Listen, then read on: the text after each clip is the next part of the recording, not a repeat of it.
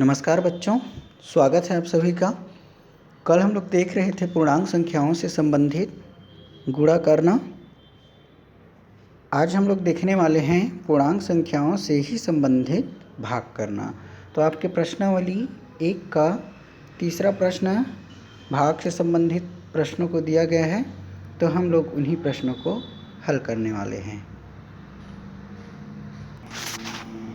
देखिए बच्चों, प्रश्न क्रमांक 3 में आपका भागफल ज्ञात कीजिए दिया है, जिसमें पहला प्रश्न दिया है ऋण 80 भागित 16। तो आप सभी भाग देना सीखे हैं पिछली कक्षाओं में। अब हम यहाँ पर भाग जब करेंगे तो चिन्हों के साथ में हम लोग उत्तर को निकालेंगे कि उत्तर के सामने में कौन सा चिन्ह आएगा। तो जनरली आप जब भाग देते हैं तो कुछ इस तरीके से आप पहले करते थे और ये 16 से भाग देते थे, तो 16 पंचे आता था 80। ठीक है बच्चों। अब हम देखते हैं यहाँ पर कि यहाँ पर 16 जो है वो धनात्मक है और 80 जो है वो ऋणात्मक है। और जब कभी भी एक धनात्मक और एक ऋणात्मक होता है तो उस स्थिति में भागफल या गुणाफल का जो मान रहता है वो ऋणात्मक हो जाता है। तो यहाँ पर हमारा मान जो आएगा वो -80 आएगा और उस स्थिति में इसका जो मान है वो क्या हो जाएगा, कैंसल। आंसर ऋण 5, इस तरीके से। ठीक है बच्चों। या फिर हम इसे ही कुछ इस तरीके से भी हल कर सकते हैं। ये 16 जो है वो धनात्मक है, 80 जो है वो ऋणात्मक है। तो 16 एकम 16 और 16 पंचे 80, 5/1 हो गया, चूँकि ये ऋणात्मक है और ये धनात्मक है।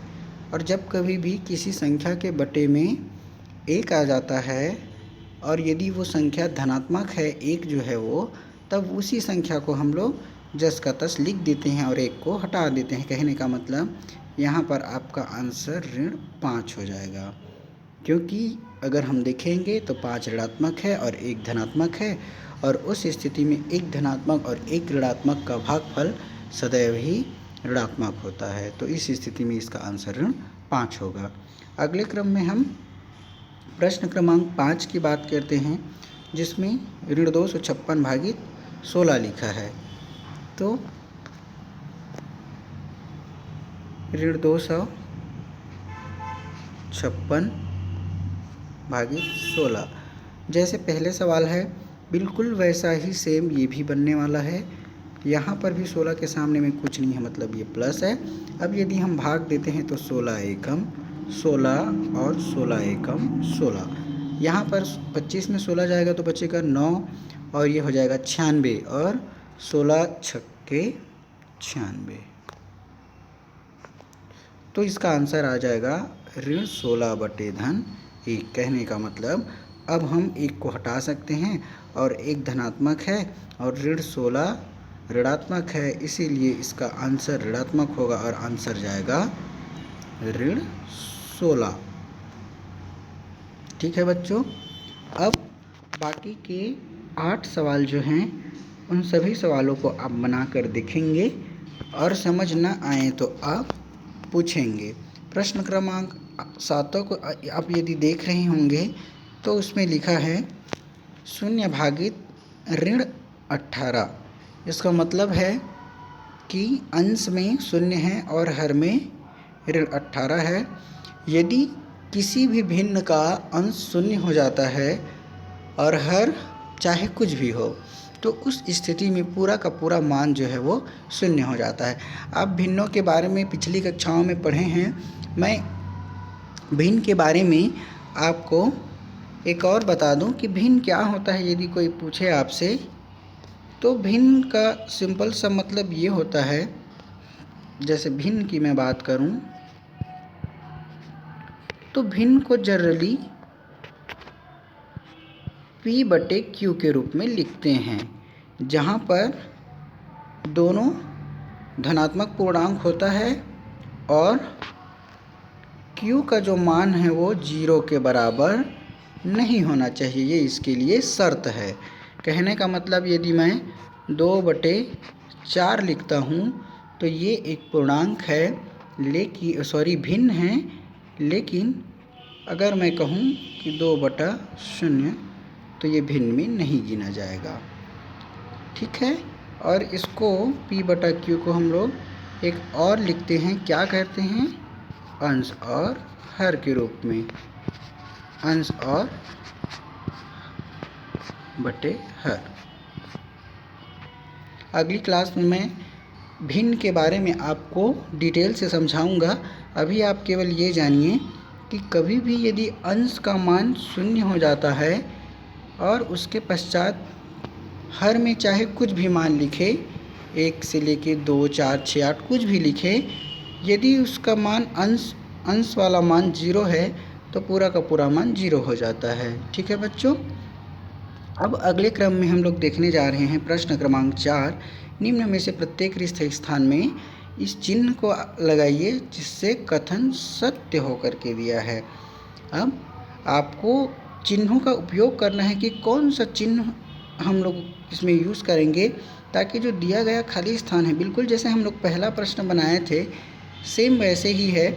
यहाँ पर आप याद करिए बदमाश का फार्मूला, जब मैंने आपको कोष्टक का यूज़ करना बताया था कि कोष्टक सबसे पहले कौन कौन सा टूटेगा, कोष्टक के बाद अगर ऋण, धन, गुणा और भाग एक साथ दिया है तो उसमें कौन से क्रम में हम लोग किसे पहले हल करेंगे। तो आप लोग याद करेंगे BODMAS को, तो सबसे पहले ब्रैकेट हल होता है, ब्रैकेट के बाद जो का शब्द दिया है वो हल होता है, उसके बाद डी फॉर डिवीज़न मतलब भाग जो दिया है वो हल होता है, और भाग के बाद फिर होता है मल्टीप्लिकेशन अर्थात गुणा, गुणा के बाद फिर एडिशन योग, और अंत में होता है सब्ट्रैक्शन अर्थात घटाना। तो सबसे पहले हम लोग यहाँ पर उसी अवधारणा का यूज़ करके इन प्रश्नों को हल करने वाले हैं। और पहला सवाल जो दिया है आपका वो दिया है, देखिए, ऋण 3 धन ऋण 4 और ऋण 4 धन ऋण 3। अब यदि मैं इस सवाल को हल करूँगा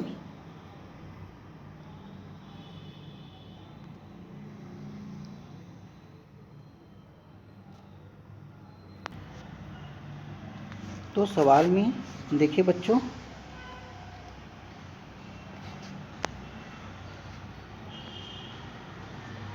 ऋण 3 धन ऋण 4 और खाली स्थान दिया है कि इसमें कौन सा मान आएगा। तो सबसे पहले हम लोग यदि इसे हल करेंगे तो इसे हल करने पर आता है, देखें, जब मैं कोष्टक को ब्रेक करूँगा तो गुणा होगा, और गुणा का जो नियम है वही नियम होगा जो पूर्णांकों के लिए लागू होता है। अर्थात यदि एक धनात्मक है और एक ऋणात्मक है तो उस स्थिति में मान जो है ऋणात्मक होगा। तो यहाँ पर यदि ये बाहर का ये जो धन है और ये ऋण है, इन दोनों का आपस में गुणा हो जाएगा और ये हो जाएगा -4, और यहाँ पर कुछ नहीं रहता, मतलब कोष्टक के बाहर में यदि कुछ नहीं है मतलब 1 है। ठीक है बच्चों, तो धन 1 गुणा ऋण 4 का गुणा करेंगे तो आंसर आएगा ऋण 4, और ये कितना है ऋण 3। तो इस स्थिति में 4 एकम 4 और ये ऋण तो हो गया। अब यदि हम लोग एक नियम पढ़े थे, याद कीजिए, कि यदि 2 ऋणात्मक संख्याएं हैं तो उन दोनों का योग करने पर वो दोनों आपस में जुड़ जाएंगी यदि दोनों समान हैं तो। अर्थात यहाँ पर 3 भी है ऋणात्मक और 4 भी है, तो ये दोनों 4 और 3 7 हो जाएगा, और इसका जो चिन्ह जो है वो इसके बड़े वाले संख्या के सामने में जो है वो चिन्ह आएगा, अर्थात 4 के सामने में ऋण है तो ये ऋण हो गया। अर्थात इसका आंसर कितना आया बच्चों, ऋण 7। इसके पश्चात हम लोगों को दिया है ऋण 4 धन ऋण 3। अब इसको हम लोग हल करेंगे तो देखिए, सबसे पहले ये तो ऋण 4 हो जाएगा, कोष्टक टूटेगा तो। अब यदि मैं इसको क्या करूं, प्लस, अब यहाँ पर कुछ नहीं है ये वाली जगह पर, तो 1 है तो ये 1 इंटू, अब कोष्टक टूट रहा है इसीलिए क्या हो जाएगा ये ऋण 3।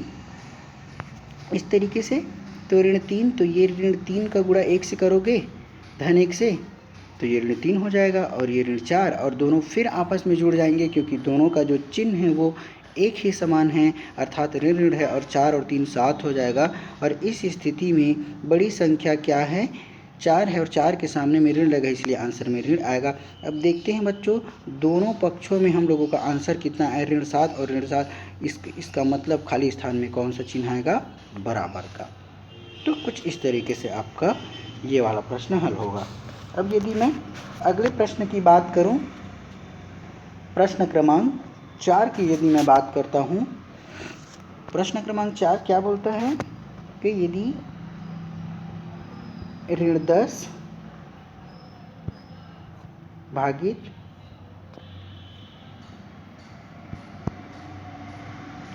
ऋण 6 और एक तरफ क्या दिया है, ऋण 6 भागित ऋण 10, यदि मैं इनको हल करूं तो इसका कोष्टक टूटेगा तो ये ऋण 10 हो जाएगा। अब देखें बच्चों, ये भागित है, मतलब मैं इसको एक बटे के रूप में लिख लेता हूं और ये हो जाता है 6। ठीक है, अब हम ये ध्यान देते हैं कि इसमें हल करेंगे हम लोग, 10 को 6 से भाग देंगे तो जो आंसर आएगा वो कुछ इस तरीके से, मैं 10 को 6 से भाग दे देता हूँ तो 6 एकम 6 और बच गया 4 घटकर। अब ये तो छोटा हो गया इसलिए लग जाएगा दशमलव और ये हो गया 40, 6 छक्के 36 और फिर बच गया 4 और इसी क्रम में इसका जो मान है वो आता जाएगा। इसका मतलब क्या है बच्चों, 1.666, इस तरीके से इसका जो आंसर है वो आता जाएगा। तो यदि मैं इसकी बात करूं तो 1.666 इस तरीके से आएगा और हम लोगों को इसमें छोटा या बड़ा बताना है 1.66 ये। अब देखते हैं कि जब भी दोनों संख्याएं धनात्मक हो, क्या हो, एक समान हो, तब उस स्थिति में क्या होता है, जो आंसर आता है वो धनात्मक आ जाता है। इसलिए ऋण और ऋण दोनों एक समान है, इसलिए इसका जो आंसर जो आएगा वो धनात्मक हो जाएगा, कुछ इस तरीके से। अब यदि मैं इसके राइट साइड की बात करूं, ऋण 6 भागित ऋण 10, इसका मतलब ऋण 6 भागित ऋण 10। तो इन दोनों का जो मान है, यदि आप 6 को 10 से भाग दोगे इस तरीके से, तब तो ये 6 ऑलरेडी 10 से छोटा है तो सबसे पहले ये दशमलव लग जाएगा इसमें, और तब की स्थिति में ये तो पहले 0 बढ़ जाएगा, है ना, 0 बढ़ जाएगा। तो उस स्थिति में इसका जो आंसर है वो हल होके 10 छक्के 60 हो जाता है। ये कुछ इस तरीके से बनने वाला है और ये कैंसिल हो जाएगा पूरा का पूरा। तो इसका जो आंसर आएगा वो 0.6 आएगा, और 0.6 आएगा तो ये धनात्मक होगा या ऋणात्मक होगा, ये भी धनात्मक होगा। अब देखिए बच्चों, आप दोनों की तुलना करें, इन दोनों में ये शून्य वाला है और ये 1 वाला है, तो स्वाभाविक सी बात है इसमें 1 जो है वो शून्य से बड़ा होगा और इसका जो चिन्ह है वो कुछ ये वाला यूज होगा। ठीक है बच्चों, आगे इसी क्रम में अब बाकी के प्रश्नों को हल करें और समझ न आने पर पूछें। ठीक है, आगे और हम लोग इसी तरीके से हल करते जाएंगे। धन्यवाद।